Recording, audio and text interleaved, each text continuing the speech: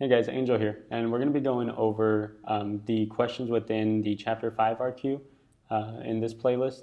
And so just some general tips again. Make sure you're getting all your homework done before the PQ if you can, definitely before the RQ.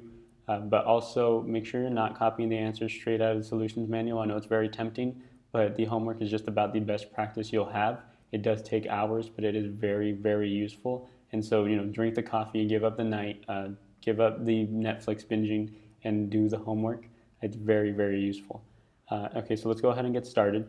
For the following molecules, indicate if the molecule is chiral, achiral, or meso compound. And so a chiral molecule is stereoisometric, meaning that it has 4 different things attached to it, and is also non-superimposable on its mirror image. And then a achiral molecule is either not isometric, meaning it can have 2 hydrogens or 2 methyl groups. It doesn't have 4 different things attached. Also, it is superimposable on itself. Having 2 of the same compounds is usually what makes it superimposable, but you'll see that when we get into meso, which do have stereoisometry, but are superimposable on one another, that's where things get a little tricky. So just to recap, chiral, 4 different things attached, not superimposable. Achiral may not have 4 different things attached, but will be superimposable. Meso compounds have a minimum of 2 stereoisomers and are achiral in the sense that they are superimposable on themselves. And so the second question within this playlist is going to go a little bit more in depth on meso compounds for you. And so starting with this molecule here, we ask ourselves, is this cis or trans? The first thing we want to do, because this is cis, and meso compounds will always be cis. And so that could just be an indication that this could be a meso compound. But the next thing we're going to want to do is we're going to look for stereoisometry, whether this is chiral or achiral. And so let's go ahead and start with this carbon. We've got an ethyl group going towards, a hydrogen going away. And then we've got 1, 2, 3, 4, 5 carbons before we reach that methyl branch. 1, 2, 3, 4, 5 carbons again before we reach that methyl branch. So essentially these R groups are the same compound, meaning that this would be achiral. Okay, because it can't be meso, even though it looks like you could have some mirror image within itself. If you were to draw that out into the actual big, that would obviously have 10 angles in there, but it would kind of be tempting to call that meso because it could have an internal image. However, those are not stereoisometric carbons, and so that does not qualify as a meso. Okay, moving on to the next guy, we got cis. And then another really easy way to define a meso compound is it has an internal mirror image. So if we were to draw a mirror within this compound, you can already see how this would be the mirror image of that. And it's also cis, so we're leaning a little bit towards meso compounds, but now what we're going to want to check is to see if it has at least a minimum of 2 stereoisomers.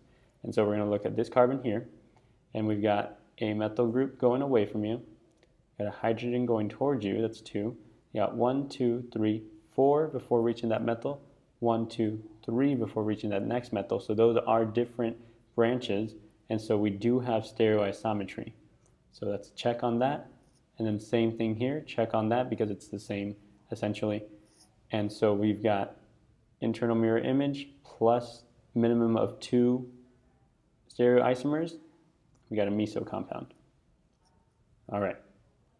Moving on to this guy. We can't tell whether it's cis or trans. There's not necessarily any double bonds going on or any wedges or dashes to indicate that. And so now we're going to look for chirality.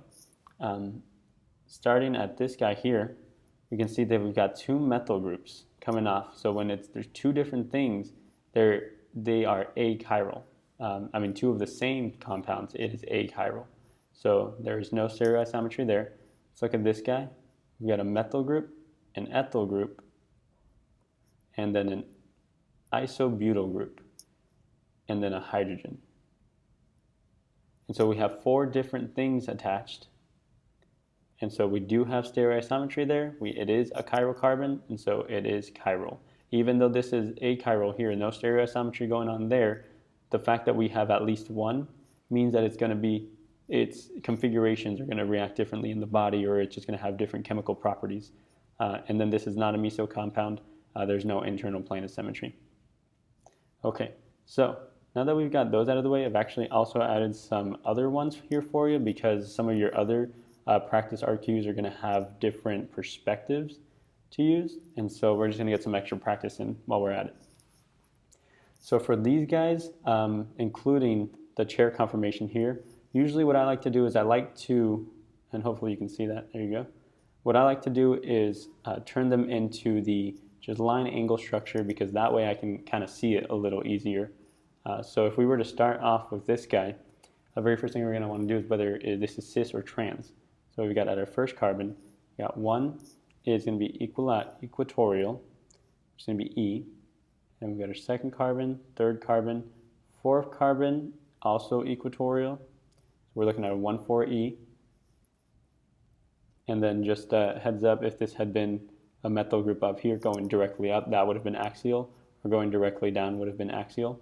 But we got 1,4-EE. Okay, so 1,4-EE, going back to our little table in our head, we're looking at a trans compound. Okay, so now what I'm going to do is I'm going to draw that out for myself in the line angle structure in order to determine whether it's chiral, achiral, or meso. Now that takes a little longer, but for me it's very helpful. So we've got our trans 1,4-dimethyl cyclohexane, and we don't have a meso compound, because if we were to draw a mirror here, these are different images. They're trans usually are not meso compounds, so we can cross that guy out. Now we want to determine whether this is chiral or achiral, and so we're going to do that by looking for stereoisometry. And if we start here, we've got 1 methyl, and then we got 1, 2, 3 carbons before reaching that second methyl, 1, 2, 3 carbons before reaching that other methyl, and so this would not be chiral, this would be achiral, and same thing goes for this guy. And so ultimately, this compound is achiral.